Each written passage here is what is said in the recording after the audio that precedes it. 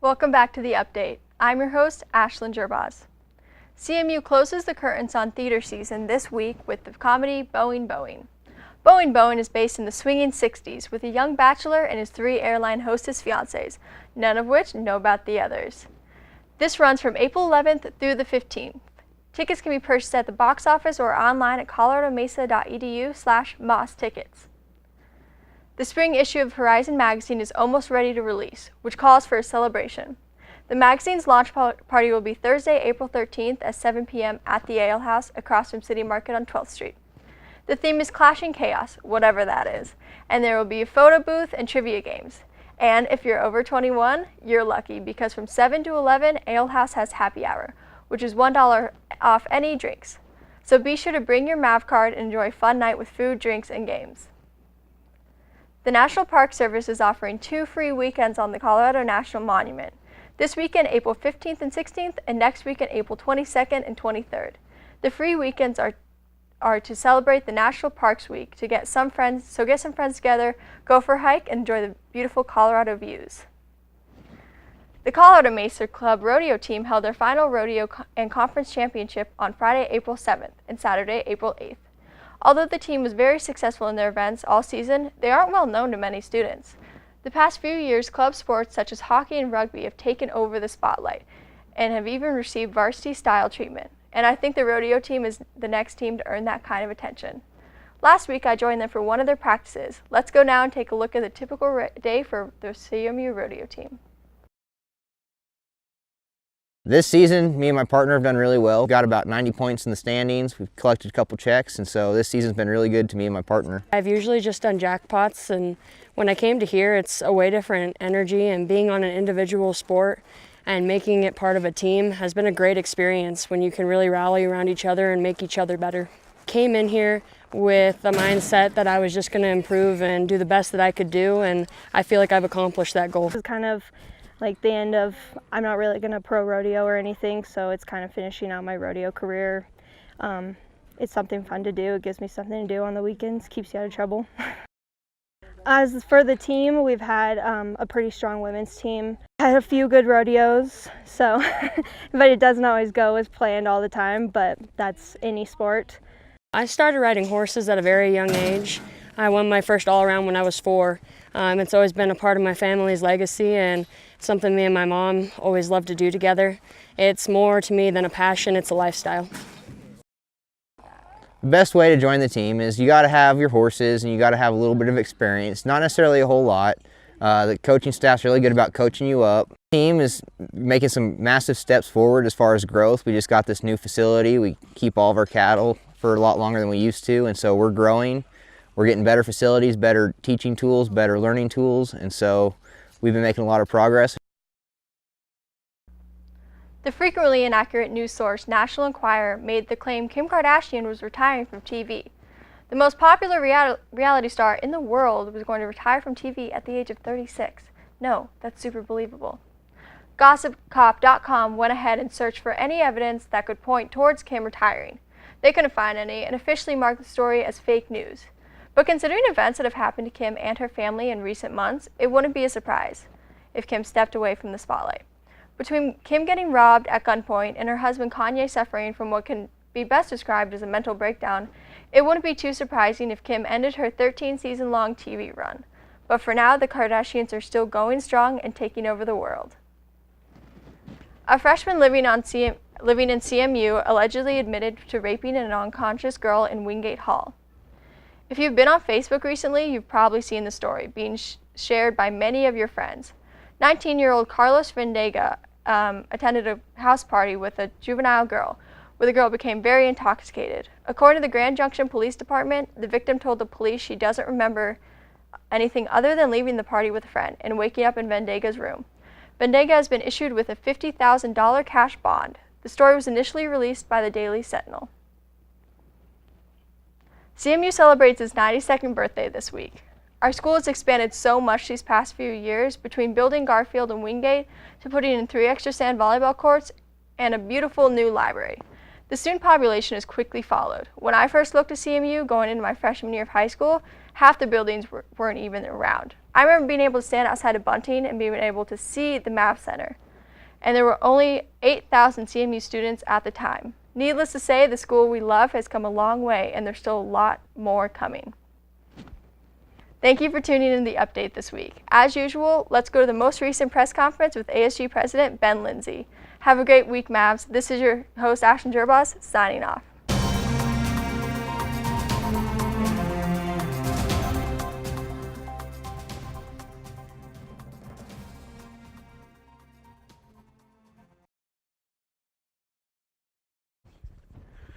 Good afternoon, Mavericks. My name is Ben Lindsay, and I'm your student body president here with your weekly press conference. It is April 7th, my sister's birthday, so happy birthday to my sisters. They turned 17 today, which is extremely scary. We're going to go over the weekly business that we went through, as well as some other results from surveys and what's on the agenda for next week. So first and foremost, we had Senator Jeff Fella, who's been working with the smoking survey on campus, present the results. We pulled those on the 31st of March. They were open for a total of a month, and we had 62 surveys be accepted for that survey. And so all of the results will be posted on our Facebook page at some point in the next couple of days. But most of them were leading towards having a campus with designated smoking areas instead of 40 feet from the building, which is what the current rule is. So most of the responses, if not all of them, were in favor for, based off of the questions we were asking, leading towards what we should do next on campus. We're leading towards having designated smoking areas on campus. And the final question that we asked was, what do you think we should implement? What's the best policy? And that was smoking-free campus with designated smoking areas, and that received 63.79% of the vote, or of the surveys answered. And so we will be adding a question to the ballot coming up next week for our election, asking students if this is a policy that they'd like to see on campus. We are hoping, just with the number of survey results, we want to have a stronger input from our campus, so we're hoping to have as many students vote as possible. Next on the agenda, we had Bill 1647, which was the Social Work Club, and they came asking about receiving money, which in total was $305.97 for a trip to Walsenburg, Colorado. They're going to a training conference there for social work, and we are helping them pay for their gas and hotel. They're all each providing $40 each, and the account's also providing $250. So in total, the trip's going to cost $559.97, and we are helping them with $305.97 of that. And that passed almost unanimously. I believe there was one no from our WCCC senator. I've got a lot of papers today, so bear with me here. Next, we had a course fee change request. So these were affecting kinesiology, specifically the snowboarding and skiing classes, as well as, if not all of the sculpture classes, and then several music classes as well. These are actually requests to increase fees for these courses. It passed unanimously. It was all supported by the students within those groups. So we had students from the music department, the kinesiology department, and the art department come in and explain why they want these fees to be increased. And the predominant reason why was because, specifically for art, they want to get their supplies in bulk. It's a lot more expensive if students have to supply each one of their supplies that they're using for their projects individually. So it helps them if the department supplies them in bulk. And then for music, they're increasing the cost for music classes. I think they're $200 now instead of $175. I believe that was the number. So that is just increasing the price for a semester fee for courses. And if you found that, if you sought after a lesson off campus, it'd be much more expensive than that. So it's still extremely cheap for students. And then for the kinesiology change, that was for increase in pass fees for Powderhorn Resort, and that was an increase of $5. If you have any questions about that, just ask in the comments below, and I can happily provide you the exact numbers. We also had two other bills that were not voted on, but were read for bylaw changes. Both of these bills, 44 and 45, 1644, 1645, were for executive changes, so positions within the executive board being changed, including stipend, pay, office hours that are going to be required, as well as what positions we're going to have. So we're actually combining two of our executive positions, or four in total, I guess, into two positions, and that's going to allow for us to not only pay less, but have more of a streamlined process when it comes to how the executive board works. This was a decision that was made through the biennial process that we went through last semester. We actually cut almost $16,000 from our own budget in order to accommodate these changes. And with these changes, we're also adding office hours for the president and vice president. So the president now is required to have 20 hours. Vice president's now required to have 15, should this pass in the next couple of weeks. And then we also cut down some hours for Senate leader, FAC chair, and the chief of staff. And so we have to read those 3 times before they can be voted on, and that should be in the next 2 weeks. We should take care of that. Some other updates for this upcoming week are actually first, some of the other things that went on this week. We finalized our MAV awards, so all of the winners have been selected and all the nominees have been contacted. So your parents, if you are nominated for something, should be receiving a letter sent from us in the mail in the coming days. And so we selected 7 if there was more than 7 nominations for each category, and narrowed it down to 54 total nominees for the 18 awards. And so that event is going to be May 7th, where those awards will be announced. It's going to be a much more formal event this year, similar to an Oscars-style event that you'd see on TV or on the national scale. And so we will find out who the winners are then. If you also nominated someone, you will be offered a free dinner as well. Also, this past week we had Remembrance Day on Wednesday. So we had an opportunity for students to remember Mavs who we've unfortunately lost over the past couple of years. And so we had a moment of silence at 11:55 and then released balloons at 11:57 to honor those fallen Mavs. That was a well-attended event. I think there was around 40 to 50 students that attended. And so it's definitely a solemn event, but it was largely attended, and we were grateful for those that were able to make it. This coming week, we have debates. So those are going to be in this studio at 5 p.m. on Wednesday, April 12th. And that'll be between both the presidential and vice presidential candidates, Lindsey Guile and Hanley Bierbaum. They'll be in this studio here. It will be open to the public, and it'll also be streamed live across TV. And that'll be again next Wednesday at 5 p.m. This upcoming week, we also have voting. So that's going to be open from Wednesday to Friday. We're going to have poll booths in the University Center from 10 a.m. to 3 p.m. each day. So ASG members that are not rerunning for office will be attending those poll booths, ensuring that it is a fair process. And to any candidates that are running for a position, they cannot be within 50 feet of those polling stations. And those polling stations also include computer labs on campus. So if you are running for a spot in ASG, that is something to keep in mind.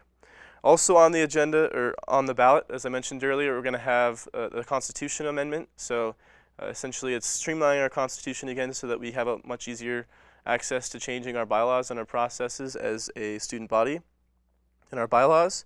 And that's going to be on the ballot, as well as the smoking question regarding whether you believe that designated smoking areas on campus is a positive option for our campus.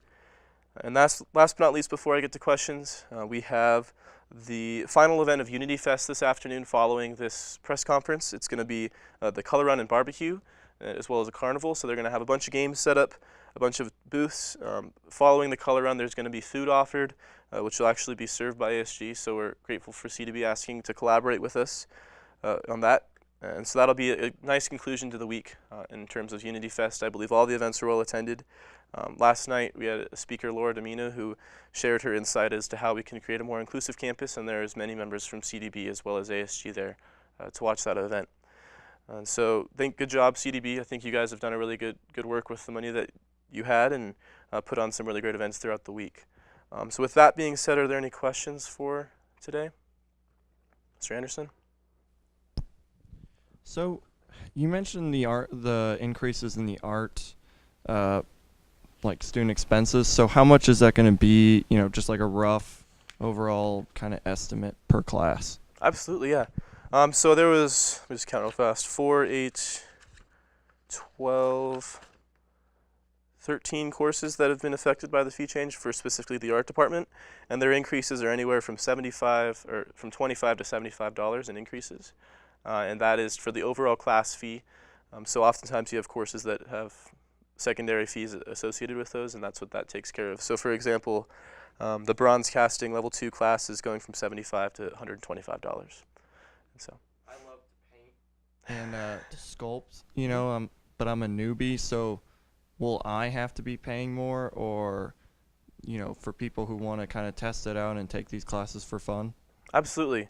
So several of the courses are for the entry-level classes, but they don't use as expensive material. They utilize a lot cheaper material for those, so they aren't going to be as high as you'd find for the upper division courses. And so they do affect both levels of classes, but most of the changes are predominantly for the upper division courses because they have to offer bronze and iron and a lot more expensive material, which at a bulk level is a lot more expensive to obtain.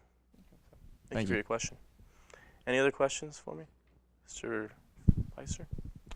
So you talked about those two bills, and you're going to move in the next couple of weeks to vote on it. Mm-hmm. Was there any issues raised with those bills? Merely just friendly amendments. So there's some wording that was kind of wacky and some capitalizations, some missing commas, but there was no substance change within those. The only one that I could potentially think of would be I believe we changed the office hour number for the chief of staff. Initially, it was the pay and the office hours weren't correct, so we changed those to the correct number, what those should be at. But other than that, there was no actual substance change behind it, merely editorial aspects of the bills. Thank you for your question. Any other questions for me today? Mr. Vella? What can students expect to come from the upcoming debate this next Wednesday? Absolutely. So I think it's going to be put on by the media board. So Tyler Franson's going to be moderating the event with Jake Carmen, the vice president, fact-checking. I believe the vice presidential candidates will have 30 minutes to debate with 7 to 8 questions being asked. And then the presidential candidates will have 30 minutes to debate with 7 to 8 questions being asked. And it'll be a live audience format, but the audience members, as far as I know, won't be allowed to ask questions at this point in time. But all the questions will be created by the election committee and will be kept secret until the day of the event. So candidates won't have the questions beforehand. So, and it's going to be a really good opportunity to have students view the candidates that are on the stage, and I think it'll be a really good event for both groups that are running for office. Thank you. Thank you. Any other questions for me? Alrighty. Thank you again to CMU-TV for providing their resources and staff. We'll be back next Friday following the debates and the voting period, and wish you guys the best of luck and have a great weekend. Thank you all for being Mavericks.